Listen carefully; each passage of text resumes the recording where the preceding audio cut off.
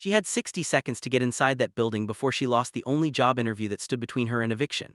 60 seconds, one wrong turn, and a glass door that opened into a room that smelled like danger and expensive perfume, where 30 women sat like silk-wrapped statues and one man, cold-eyed and devastatingly still, turned his head and looked at her like she was the answer to a question he had never dared to ask out loud. Chiamaka had no idea she had just walked into the most exclusive wife selection in all of Seoul. She had no idea that the man at the front of that room, the one whose dark gaze had already found her and refused to let go, was Park Jae-won, the most feared mafia boss in South Korea. And she had absolutely no idea that in the next 5 seconds he was going to choose her. Welcome to Afro-Korean Wave, besties. Please like, share, and subscribe. Chiamaka Osei had a plan. She always had a plan. At 26 years old, she had survived too many things to be the kind of woman who moved through the world without one. She had survived her parents' sudden deaths when she was 19, a scholarship that almost fell through twice, 4 years of university in Seoul while working weekends at a convenience store, and now, at the tail end of the worst financial month of her life, she had survived long enough to land an interview at the Jae-won estate, one of the most prestigious private residences in all of Gangnam, for a live-in housekeeping position that came with a salary that would solve every single one of her problems in one clean sweep. The ad had been simple: discreet household staff needed, competitive compensation, immediate start, serious applicants only. She had sent her application on a Tuesday night after 3 failed interviews at other positions, attached 2 glowing reference letters from her previous employer, and received a confirmation email by Wednesday morning. The interview was scheduled for 10 a.m. sharp on Friday. She had ironed her outfit on Thursday night, a neat navy blouse and dark trousers that said professional without trying too hard, and she had mapped the route 3 times to make sure there would be no surprises. There was always a surprise.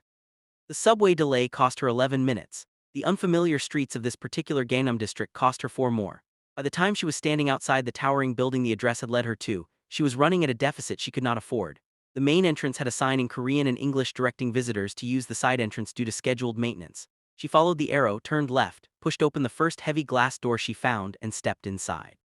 The lobby was not a lobby. It was a statement. Crystal fixtures dripped from the ceiling like frozen rain. The floors were pale marble. Fresh white flowers sat in arrangements so tall and architectural they looked like sculptures. And in the center of the room, arranged in a perfect curved formation on velvet chairs, sat 30 women who all turned to look at her at exactly the same moment. Chiamaka stopped walking. Every woman in that room was immaculate. Hair pinned and styled and sprayed into submission. Makeup applied like armor. Dresses that probably cost more than her monthly rent individually. They were beautiful in a way that felt curated and deliberate, and every single one of them was looking at her with the same expression, a mixture of confusion and barely concealed judgment that made the back of her neck prickle. Before she could speak, before she could explain that she had clearly pushed open the wrong door and was very sorry for the interruption, a man's voice cut through the room. Candidate 31. The voice came from the front of the room, low and unhurried, the kind of voice that was not used to repeating itself. Chiamaka's gaze snapped toward the source of it, and her thoughts, which had been organizing themselves into a polite apology, dissolved completely. Park Jae-won stood at the head of the room like a man who had been built specifically for spaces that other men found intimidating. He was tall, broad-shouldered, dressed in a dark charcoal suit that fit him with the kind of precision that could only be achieved through custom tailoring. His black hair was pushed back from his face, and his face was the kind of face that should have been carved in stone somewhere, all sharp angles and still unreadable composure. He was looking at her, not at the room. Not at any of the 30 perfectly dressed women in their velvet chairs. At her, directly at her, with dark eyes that had the unsettling quality of seeing more than they should. "You are late," he said. "I think," Chiamaka started carefully, "there has been a very significant mistake." The room held its breath. Several of the women shifted in their chairs. A man in a slim gray suit standing to Yi-won's left tightened his grip on the folder he was holding, his eyes darting between Chiamaka and his employer with the expression of someone bracing for an earthquake. Yi-won tilted his head a fraction of a movement, a slight adjustment that somehow sharpened his attention rather than softening it. "A mistake," he repeated. "I'm here for a housekeeping interview. I was told to use the side entrance due to maintenance on the main door, and I followed a sign that led me here. I'm very sorry for interrupting whatever this is. If you could just point me toward wherever the domestic staff interviews are being conducted, I'll get out of your way immediately." She kept her voice calm. She had been keeping her voice calm in rooms that made her feel small for years. She was excellent at it. Yi-won did not point her anywhere. He studied her for a moment with an expression that gave absolutely nothing away, and then he said, "Sit down." Chiamaka blinked. "I'm sorry." "You heard me." She looked around the room, at the 30 women who were all watching this exchange with varying levels of fascination, and then back at the man who had just told a complete stranger who had crashed his event to sit down as though it were the most natural instruction in the world. Every rational instinct she had told her to apologize again, back out of the room, find the correct door, and forget this had ever happened. But Chiamaka Osei had not survived 19 to 26 by being the kind of woman who took instructions from strange, impossibly handsome men in marble lobbies without asking a single question. "I don't think you understand," she said. "I'm not a candidate for whatever this is. I came here for a job interview, a housekeeping position. I work hard, I'm punctual under normal circumstances, and I have 2 excellent references. I would very much like to go where I'm supposed to be." One of the women in the front row actually gasped. Another pressed her lips together in an expression that might have been awe and might have been terror. The man in the gray suit looked like he wanted to disappear into the marble floor. Yi-won, for his part, did something that none of the 30 women had apparently expected. He almost smiled. It was the smallest possible version of a smile, barely a movement at the corner of his mouth, but it was there. And it changed something in the room, some invisible atmospheric pressure, the way a change in weather changes everything before a single drop of rain has fallen. "You are direct," he said. "I'm honest, there's a difference." The almost smile held. "Sit down, candidate 31, we will discuss the housekeeping position afterward."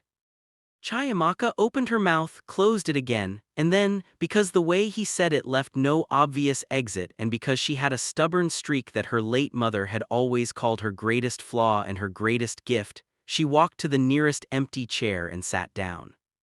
The selection continued. Yi-won moved through the room with the unhurried confidence of a man performing a task he found neither enjoyable nor particularly challenging, asking questions, observing, occasionally directing his assistant to make a note. The women answered with carefully prepared responses, graceful and polished and eager, and Chiamaka sat at the edge of the formation and watched the whole thing with the feeling of someone who had walked into the middle of a film she did not have the context for. This was a wife selection. That much had become clear within the first few minutes. Park Jae-won, whoever he was exactly, was in the process of choosing a wife through a methodology that looked more like a corporate evaluation than a romantic process, and 30 women had apparently applied and been vetted and shown up voluntarily to be assessed. It was the strangest thing she had ever witnessed. It was also, she had to admit, conducted with a kind of quiet efficiency that made it somehow more unsettling than if it had been chaotic. She was staring at the floor, mentally calculating how quickly she could locate the correct interview room once this was over, when she became aware that the room had gone quiet again. She looked up. Yi-won was standing in front of her. "Tell me," he said, in the tone of a man who asked questions because he already knew the answers and was testing whether you did too, "why did you apply for a housekeeping position?" Chiamaka met his eyes directly. "Because I need the income, because I'm good at the work, and because the compensation offered was competitive enough to solve a problem I'm currently dealing with." "What problems?" "That's personal." A beat of silence. "Everything you say in this room is personal." "Then with respect, I'm still not going to tell a stranger about my financial situation in front of an audience." She kept her voice even. "I'd be happy to discuss it in a proper interview setting." Something moved behind his eyes. He stood looking at her for a moment that stretched several seconds longer than was comfortable for everyone in the room except, apparently, the 2 of them. Then he turned to his assistant, "Clear the room." The assistant stared at him. "Sir. The selection is concluded for today. Please see the candidates to their transportation." The room erupted in a low, controlled chaos of rustling fabric and barely contained protests. The 30 women were escorted out by a quiet efficiency of staff who appeared as though from nowhere, and Chiamaka sat in her chair and watched them go with the feeling that she had just made either the best or the worst decision of her day by not slipping out with them. When the last of the selection candidates had disappeared through the doors, Yi-won walked to the chair directly across from hers and sat down. He rested one arm along the back of the chair, unhurried and completely at ease, and looked at her with an attention that felt like being read. "Your name," he said. "Chiamaka Osei." "Nigerian." "Ghanaian, though I understand why you might not know the difference." "I know the difference?" He said it without defensiveness, a simple correction, and something in his certainty made her pause. You came from the wrong entrance. Yes, the sign was ambiguous. My staff will hear about that. He did not say it with any particular heat, but she believed him completely. You were not supposed to be in this room. I know. And yet you stayed when I asked you to. You didn't exactly give me a graceful exit. The corner of his mouth moved again. No, I didn't. He was quiet for a moment, those dark eyes still on her face, reading something she couldn't identify. The housekeeping position, you still want it. That's why I came. It's filled. Chiamaka felt the bottom of her stomach drop. She kept her expression still through years of practice. I see. However, he paused, letting the words sit in the space between them. I have a different proposal. She looked at him steadily. I'm listening. I run a household that requires a specific kind of staff. Discreet, composed, capable of operating under pressure, not easily unnerved. Those qualities are rarer than you would imagine. His gaze moved over her face with calm precision. You walked into a room full of carefully selected women and a man who commands a significant amount of fear in this city, realized your mistake, assessed the situation, and instead of panicking, you asked a direct question and held your position. That took composure. Or poor judgment. In my experience, the difference between composure and poor judgment is outcome. He leaned forward slightly. I am offering you a position as a personal household coordinator. The responsibilities are more complex than standard housekeeping. The compensation is 3 times what was advertised. Chiamaka stared at him. Why? Because I need someone who cannot be rattled, and you have not rattled once since you walked through that door. She was rattled, she was considerably rattled, she was simply exceptional at not showing it. What does a household coordinator do exactly in a house like this? Manage the domestic staff, coordinate schedules and logistics, oversee the running of this residence and the 2 satellite properties, attend to specific personal requests when needed. He paused. And occasionally appear with me at certain events when my schedule requires a composed presence at my side. Something in Chiamaka's chest went very still. Appear with you. As staff in a professional capacity. She looked at him for a long, careful moment. He was watching her with that same unhurried attention, making no effort to pressure or persuade, simply presenting information and waiting. It was, she thought, the most unusual job interview she had ever experienced. It was also the most money she had ever been offered for any position, and her lease was up in 3 weeks. I would need the full terms in writing, she said. Of course. And I would need to understand clearly what falls within my responsibilities and what does not. We can discuss it in detail. She took a breath, then I'm willing to hear more. Jae-won nodded once and stood, and Chiamaka had the feeling, sitting in that marble room with the crystal fixtures still dripping light around them, that something had just been decided that went considerably beyond employment terms. 3 days later, she moved into the east wing of the Jae-won estate. The estate was not a house. It was an architecture of power disguised as a home, clean lines and dark wood and glass that let in light while keeping the outside world firmly out. Her quarters were larger than the apartment she was leaving, fitted with furniture that she would never have chosen for herself and yet somehow suited her exactly. The wardrobe held a small collection of neutral, well-made clothing in her size. She had not been asked for her measurements. She did not ask how they had been obtained. She met the staff on her first morning. There were 12 of them, precise and professional, each one carrying the particular quality of someone who had been selected with the same care that was apparently applied to everything in this household. They received her without visible judgment, showed her the systems and schedules and routines, and by the end of that first day she had mapped the entire property in her head and identified 3 inefficiencies she was already planning to address. She did not see Jae-won until the evening. He appeared in the doorway of the office she had been allocated, without announcement, in the way that she was already beginning to understand was his particular habit. He had changed from the morning's suit into something darker, and he looked at the desk covered in her reorganized files and the notes she had pinned to the board and said nothing for a moment. You've started, he said. I'm efficient when I have access to information.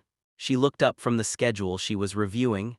The catering contractor is overcharging by about 15% based on market rates. I can renegotiate if you'd like. Something shifted in his expression. It was not quite surprise, but it was adjacent to it. Do that. Also, the Tuesday garden maintenance is scheduled at a time that conflicts with the standing delivery window. I've moved it. Fine. And the household communication system is 3 generations behind. I'd recommend an upgrade. He leaned against the doorframe and looked at her with that dark, unhurried attention that she was starting to understand was not rudeness but the way he processed things thoroughly and without apology. You've been here 8 hours. I'm a fast reader, she set down her pen. Was there something you needed? There was a pause that lasted slightly longer than necessary. Dinner is prepared, you're expected to eat. I was planning to eat at my desk. You're not going to eat at your desk. She looked at him. He was not giving her a command exactly, though it was close to one. There was something underneath the instruction, something that was not quite concern and not quite order that she couldn't fully categorize. All right, she said, give me 5 minutes. Dinner was served in a room that was smaller than the formal dining space she had passed that morning, warmer, with a table set for two. Yi-won sat at one end and she sat at the other, and they ate with a silence that was less awkward than she had expected. He asked her twice about the changes she'd identified. She answered directly. He listened without interrupting, which she noted because it was rarer than most people understood. You're not what I expected, he said at the end of the meal. You had expectations. I always have expectations, it's a professional habit. And what did you expect? He turned his glass slightly on the table, considering. Someone competent, capable, efficient, he paused. I did not expect someone who was also this difficult to read. Chiamaka held his gaze. That's interesting, you're also very difficult to read. The corner of his mouth moved. I am aware. She stood to leave, and he did not call her back, and she walked to her room in the east wing and stood at the window looking out at the estate's dark garden, and felt the particular unease of a woman who has walked into something larger than she anticipated, and is only now beginning to understand how large it actually is. A week passed and then another. The work was demanding and real, and she was good at it, genuinely good, in the way that only became clear when you found the work you were actually suited for. She streamlined 3 contractor relationships, renegotiated 2, and implemented a communication system that made the staff visibly relieved. Yi-won received her weekly report each Friday with the same quiet attention, and signed off on her recommendations without pushback, which she respected. What she was less prepared for was him. Not the version of him that moved through the estate with the contained authority of a man who had never needed to raise his voice. Not the version who sat across from her at dinner, which had become a recurring arrangement without either of them formally establishing it, and asked her sharp, thoughtful questions about things she hadn't expected him to care about. She was less prepared for the version she caught in unguarded moments, standing alone at the glass wall of his study at night looking out at the city with an expression she could only describe as tired, the kind of tired that had nothing to do with sleep. She did not mention what she saw. She filed it away in the part of her mind that was reserved for information that required careful handling.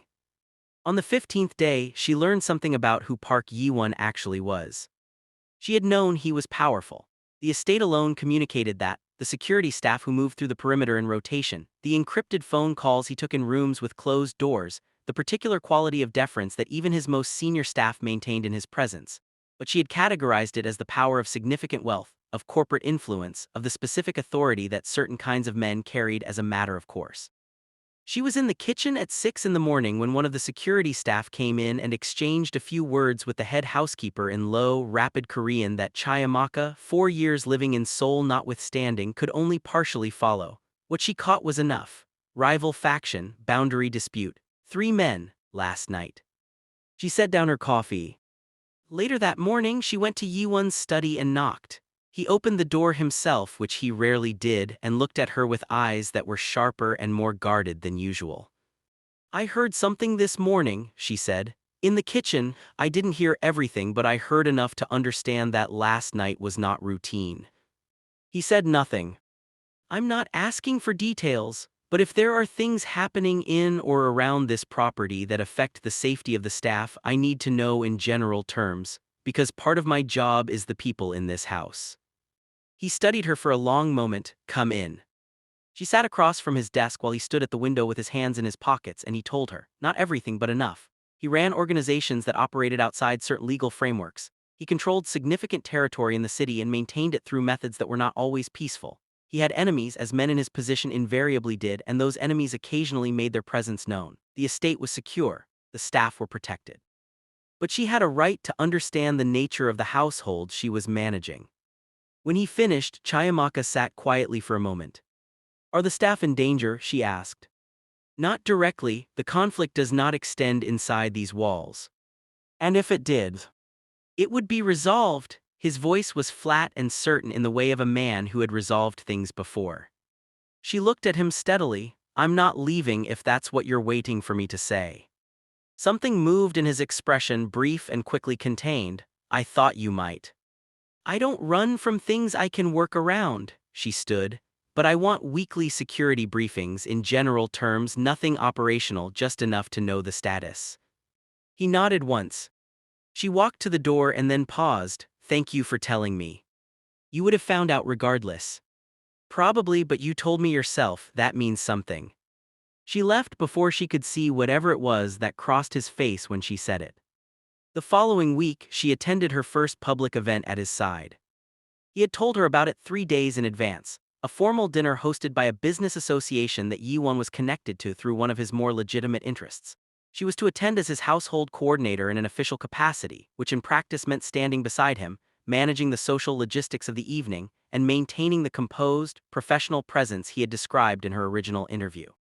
She wore a deep burgundy dress from the wardrobe that had been provided, fitted, and elegant, and when she appeared at the top of the stairs where Yi-won was waiting, she watched something happen in his expression that he smoothed over almost immediately, almost. You look appropriate, he said. Chiamaka raised an eyebrow. Appropriate.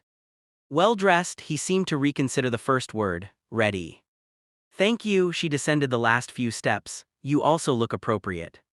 The almost smile, she was beginning to catalog its appearances. Come, the car is waiting. The dinner was held at a private venue in the heart of the city, all dark wood and low lighting, and the particular atmosphere of people who had too much money and too many secrets gathered in one room. Yi-won moved through it with ease, shaking hands, exchanging brief words, maintaining the precise social temperature that the room required. She stayed close, nodding names and faces, observing the dynamics, doing the thing she was apparently good at, reading the room without being visible in it. She was refilling her water glass at the side of the room when a man appeared at her elbow. He was Korean, perhaps 40, with the broad shoulders of someone who kept himself in deliberate physical condition and a smile that was turned up to a setting that was slightly too high for the room they were in. You're new, he said in English, which told her he had done his research. I work for Mr. Park, she said pleasantly. I know, he stood slightly too close. I've been watching you tonight, you're very good at this, observing without being observed, he smiled wider. I find that very interesting. Chiamaka smiled back with the polite precision of a woman who had navigated this exact situation in every professional setting she had ever occupied. Thank you, if you'll excuse me. She moved away, back toward Yi-won's side of the room and registered, without looking, that the man had watched her walk the entire way. She also registered, a moment later, that Yi-won had seen it. She knew because of the almost imperceptible shift in his posture, the way his jaw settled into a slightly harder line, the way his gaze tracked the other man for just a fraction of a second before returning to the conversation he was having. He said nothing about it that evening. In the car on the way back, he was quiet for 3 minutes before he said, Kim Dong-soo. The man who spoke to me. Yes, his voice was neutral in the way that she was learning sometimes meant the opposite of neutral. He runs competing interests in the Southern District. He is not someone you should engage with. I didn't engage, I ended the conversation and walked away. A beat, I know. Then why are we discussing it? He turned his head to look at her in the darkened car, and the city lights through the window moved across his face in slow, shifting patterns. We're not, he said finally. Go to sleep, it's late. Chiamaka looked at him for a moment, at the composed, guarded, complicated man sitting beside her in the dark, and then she turned and looked out her own window and said nothing more.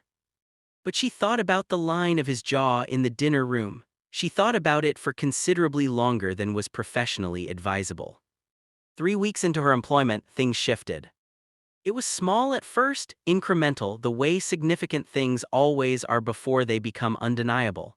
He began finding reasons to be in whatever part of the estate she was working in. Not obtrusively, not obviously, simply present. If she was in the office, he would come to review something. If she was in the garden coordinating the landscaping changes she had proposed, He would walk through on his way to somewhere else, pause, ask a question about the plans, and then linger. He began taking meals with her as a matter of course rather than as an occasional arrangement, and the conversations that had once been professionally adjacent wandered steadily further from work with each passing day. He asked her about Ghana once, late in the evening, with the lights of the city visible through the study window and a cup of tea going cold on the table between them. Not with the polished curiosity of someone performing interest, but with the particular attention of someone who genuinely wanted to know. She told him about Accra, about the house she had grown up in, about her parents, and the way the light fell differently there than anywhere else she had lived. He listened without filling the silence with reassurances or commentary, which she found she preferred to almost any other way of being listened to. "You miss it," he said. "Every day," she held her cup, "but I'm building something here that matters too." "What are you building?" She thought about it honestly. "I'm not entirely sure yet, but I know what it will look like when I find it." He was quiet for a moment. "I used to know what I was building," he said. It was the first thing he had said that felt like a confession, and it was followed immediately by the controlled stillness of a man who was not used to confessing anything. He looked at his own hands. "It became something else along the way, larger and more complicated than anything I originally planned." "Do you regret it?" He looked up at her. "I used to ask myself that question. I stopped because I couldn't find an answer I trusted." Chiamaka held his gaze and said, carefully, "Maybe the answer changes depending on what else is in your life when you ask it." Something in his expression shifted, the particular quality of a man encountering an idea he had not considered in exactly that form before. He did not respond, and she did not press him, and they sat in the kind of quiet that had begun to feel, in its own complicated way, like a place she was glad to be. She was in significant trouble. She knew it the way you know something that you have been successfully avoiding looking at directly for several weeks, and then you catch a glimpse of it from an angle you weren't prepared for, and there it is, undeniable and enormous. She was working for a man who operated outside the law and inside a world she did not fully understand, and she was developing feelings for him that had no productive place in the situation she was in. She told herself it was proximity. She told herself it was the intensity of the environment, the particular intimacy of managing someone's household, which necessarily meant being close to the rhythms of their daily life. She told herself many reasonable things and believed none of them. The night everything changed was an ordinary Tuesday. She was in the kitchen at 9 in the evening making herself tea when she heard raised voices coming from the direction of the security wing. She set down her mug and walked toward the sound and found Yi-won's second in command, a quiet, precise man named Sung-min, speaking in rapid Korean to two of the security staff with an expression that she had never seen on his face before. Sung-min saw her and switched to English without being asked. "Ms. Chiamaka, there is a situation. Mr. Park has been in contact. He is dealing with a confrontation at the South Compound. He is uninjured, but there was an exchange." He paused. "Two of our men were hurt. He is bringing them here." She was already moving to prepare the East examination room before he finished the sentence. Yi-won arrived 40 minutes later with two men who needed immediate attention, one with a deep laceration along his forearm and one with bruising and a possible fracture.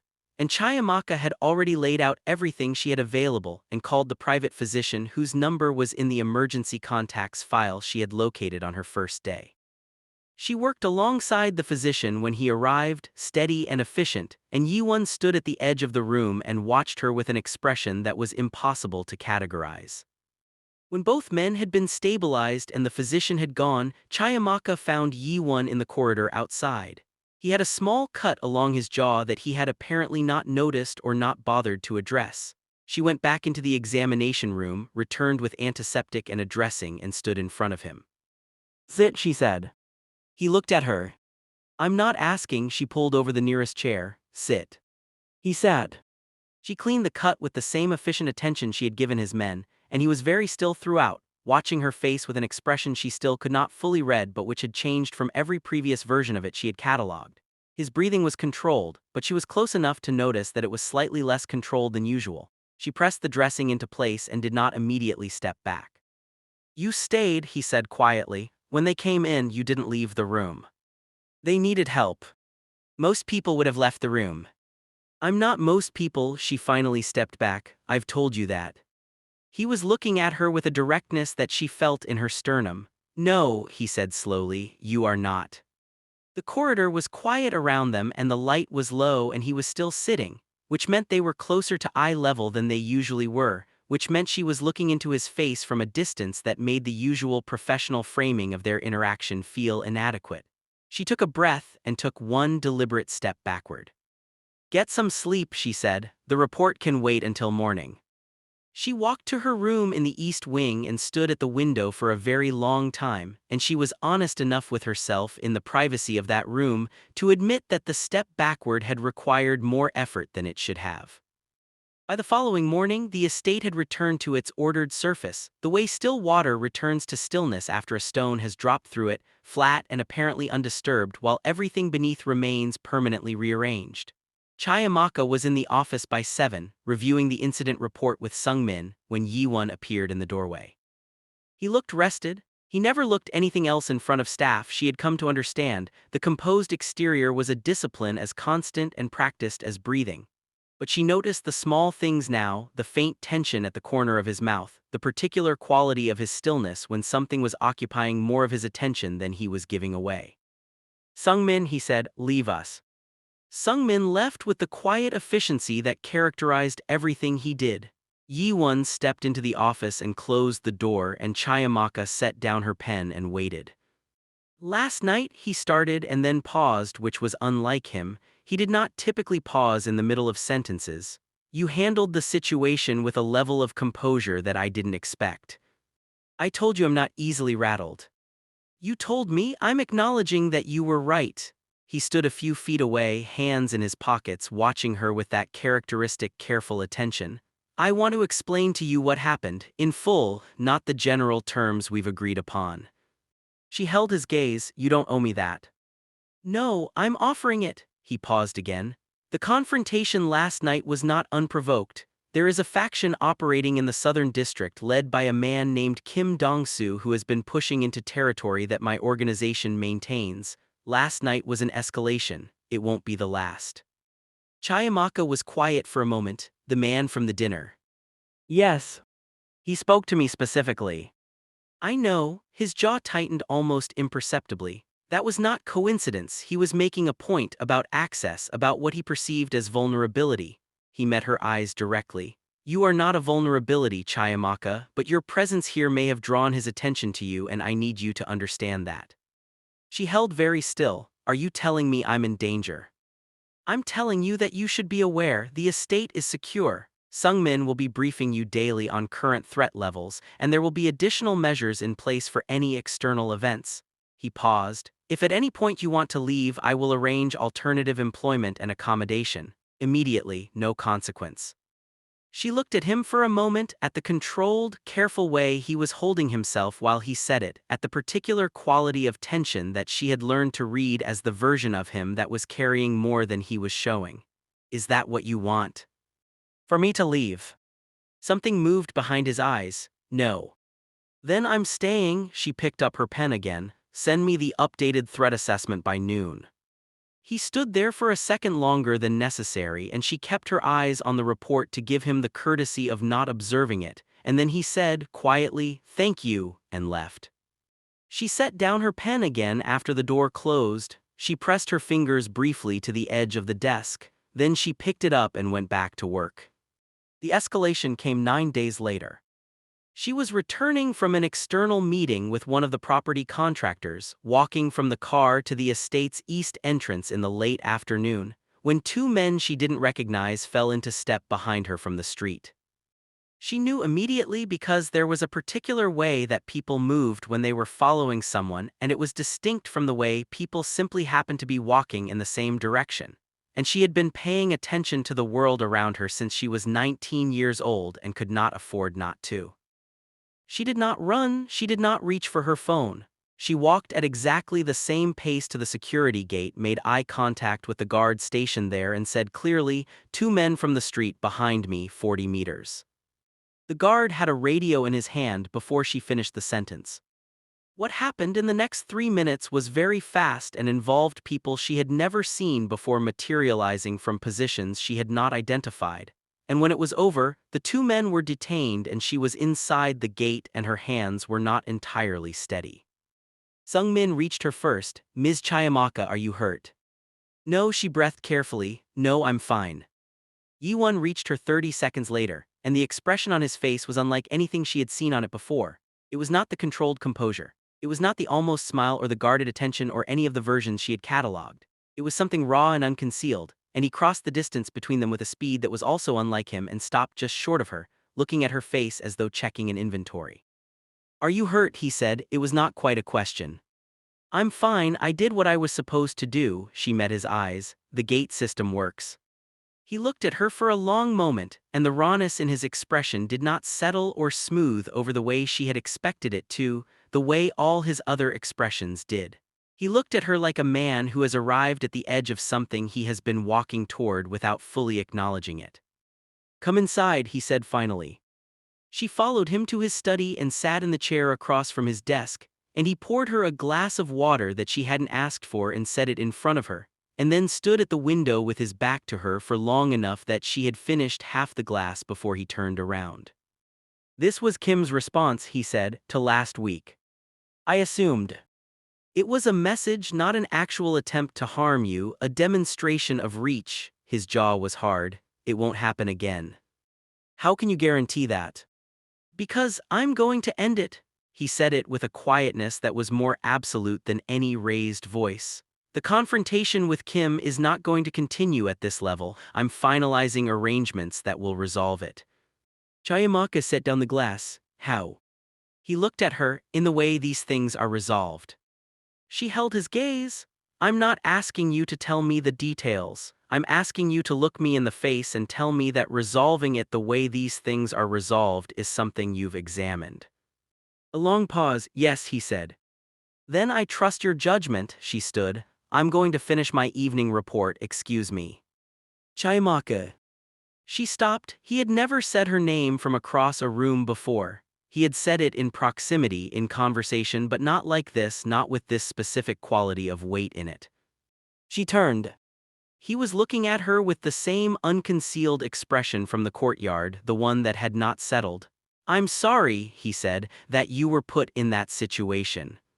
She held his gaze for a moment. "I know you are," and she left. She sat at her desk and did not write the report. She sat and looked at her hands in the lamplight and understood, fully and without the protective framing she had been using for weeks, that she was in love with Park Jae-won, and that this was either the most courageous or the most catastrophic thing that had ever happened to her, and that she genuinely could not tell which. He came to her door that night. Not at an hour that implied anything improper, at 9 in the evening, a knock that was characteristically composed. She opened the door and he was standing in the corridor in a dark shirt and no jacket, which was the most informal she had ever seen him, and he looked at her with the expression that she had stopped being able to pretend did not undo her. "I have something to tell you," he said, "and I want to say it correctly. May I come in?" She stepped aside. He walked in and stood near the window, and she stood near the door, and the room was quiet around them. "The selection," he said. "When you walked in by mistake, I told you I made my decision on instinct. What I didn't tell you is what the instinct was." She waited. "I have been surrounded for a very long time by people who want things from me. Loyalty I have to earn and maintain through force, relationships that are calculated and transactional. I built my life on a foundation of never being surprised and never being vulnerable, because vulnerability in the world I operate in is the kind of thing that gets people killed." He paused. "And then you walked through the wrong door and told me my process was a mistake to my face without knowing who I was or what I was capable of, and I felt something that I have not felt in years." "What?" she asked quietly. "Curiosity," he said, "the real kind, the kind that makes you want to know someone, not to assess them or manage them, just to know them." He looked at her directly. "I have been trying to manage what I feel for you since approximately your third day in this house. I am not capable of managing it anymore." Chiamaka breathed carefully. "Yi-won. I know what I am," he said. "I know the world I carry with me. I know that what I'm telling you is not a simple thing and does not come without complexity and risk. I'm not asking you to ignore that. I'm asking you to tell me if any part of what I've just said is something you can hear."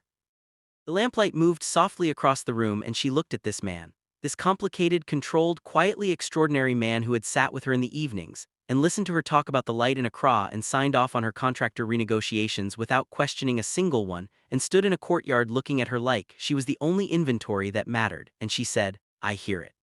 He crossed the room. He was not hurried about it, he was never hurried about anything. He stopped close enough that she had to look up slightly to hold his gaze, and he lifted his hand and very carefully, as though handling something of incalculable value, touched her face. His thumb traced the line of her cheekbone with a gentleness that was entirely at odds with the controlled, contained, formidable man she had been observing for weeks, and she felt it in places she was not going to describe, and she put her hand over his and held it there. "This is complicated," she said. "I know. I need you to not make it simple just because it's convenient, I need you to actually mean it." "I mean it," he said. "I have been meaning it for weeks and attempting not to." She held his gaze for one more moment and then she stepped forward, closing the remaining distance between them, and when she pressed her face against his chest and his arms came around her with a certainty that felt like something being decided, she understood that some things were larger than the plans you made for yourself. He held her for a long time and did not say anything, and she didn't either, and the city moved and glittered outside the window, and in the quiet of that room something settled between them that felt like a beginning. The resolution with Kim Dong-soo came 6 days later, and Chiamaka was not told the details and did not ask for them. She was told it was concluded. She believed him. What followed was not simple, because it never was. There were evenings when the weight of his world was visible in the set of his shoulders, and she did not try to lift it from him but simply sat beside it. There were mornings when she was direct with him about something he had done wrong, and he listened with the particular attention of someone who had not been told the truth without consequence often enough and was learning to value it. There were moments of laughter that surprised them both, quiet ones not performed for anyone, and those were the moments she returned to when the complexity felt heaviest. 4 months after she had walked through the wrong door, he took her to a rooftop in the city at night, just the two of them, which was itself an act of trust she understood the weight of. He had something in his hand when they arrived, small and dark against his palm. He turned to her with the expression she had learned to read as him being more moved than he was comfortable showing, which meant he was moved considerably. "I have spent my life building things that were designed to endure," he said. "Structures that could survive pressure and opposition and the particular kind of violence that comes from the world I operate in.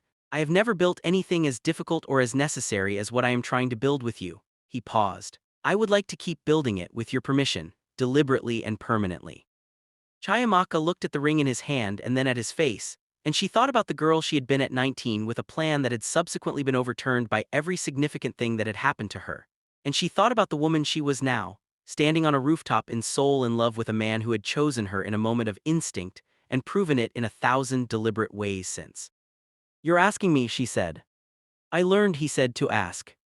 She laughed, the real kind, and he looked at her with the full smile that was still rare enough to be remarkable, and she said yes, and he put the ring on her hand with the steadiness of a man who had no intention of letting go. They were married in the spring, in a ceremony that was small by the standards of his world and enormous by the standards of hers, and her aunt from Accra cried through the entire thing, and Sung Min stood in the back of the room with the composed expression of a man who was definitely not crying. A year later, on a rainy Tuesday morning that felt nothing like the Tuesday she had arrived in Seoul years ago and everything like the life she had built since, she set a small white test on the edge of the bathroom sink and watched the result appear and felt her chest fill with something so large and warm that she sat down on the floor of the bathroom and pressed her hands to her face. Yi-won found her there. He crouched down in front of her in the way he had learned to do when she needed to be met at her level rather than managed from above, and he looked at her face and then at the test on the sink and then back at her face. He said nothing for a moment. Then, quietly in the voice that she had learned was the real one underneath all the others, the one he used only when they were alone, he said, "Chiamaka." She nodded. He put his arms around her on the bathroom floor, unhurried and certain as he was about everything he chose, and she held on to him in the early morning quiet of a life that had begun with a wrong door and a right instinct, and had become, without her ever quite planning it, exactly what she was supposed to find.